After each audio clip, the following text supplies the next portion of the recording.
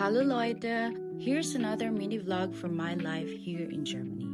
Welcome to Laika Diaries. At ito na nga yung kasunod ng story time kahapon. Last ko nga nabanggit doon na mula noong dumating kami at hanggang ngayon na kung saan ako inassign dati ay nandoon pa rin ako ngayon. At masasabi ko na sobrang mahal ko ang pagiging operating room nurse. Kaya rin ako nagtagal dito. Dahil kahit na hindi man araw-araw masaya at hindi man araw-araw na nagkakaintindihan kayo ng makasama mo or ng mga doktor, araw-araw kang pagod. Anyway, mahabang listahan kung bakit mahirap ang trabaho ng pagiging nurse, pero iisa lang ang rason kung bakit tayo nananatili bilang nurse. Ito ay deep inside, mahal natin yung ginagawa natin at masarap sa pakiramdam na nakatulong ka sa paggaling ng isang tao. Aww.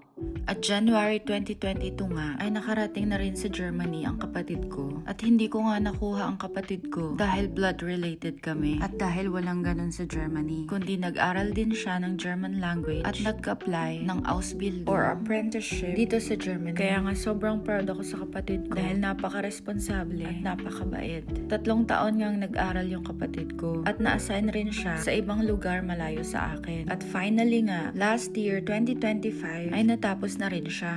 At exactly July 18, 2025 ay lumipat na nga siya dito sa Hamburg kasama ko. Kaya wag tayong sumuko sa mga pangarap natin. Hindi man madali, hindi man mabilis, pero araw-araw tayong sumusulong. May mga araw na mapapagod ka, mapapaisip kung worth it pa ba, at okay lang yun. Kasi bahagi yun ng proseso. Keep on pushing and pursuing your dreams. Kahit walang pumapalakpak, kahit ikaw lang ang naniniwala sa sarili mo, tandaan mo, hindi mo kailangan ng instant success para masabi mong may progress. Minsan, tahimik lang ang tagumpay, pero totoo. Malayo pa ang lalakbayin, oo. Pero aminin natin, malayo na rin ang nararating natin. Hindi na tayo yung dating version na puno ng takot at duda. Mas matatag na, mas matapang, at mas handa ka na. Kung napapagod ka man ngayon, ipahinga mo lang. Okay lang yan. Huwag kang susuko. Pangarap mo yan. Kaya ipaglaban mo. One day, babalikan mo ang moment na to at sasabihin mo, buti na lang pala, hindi ako tumigil. Sige na, Leute. Don't forget to like,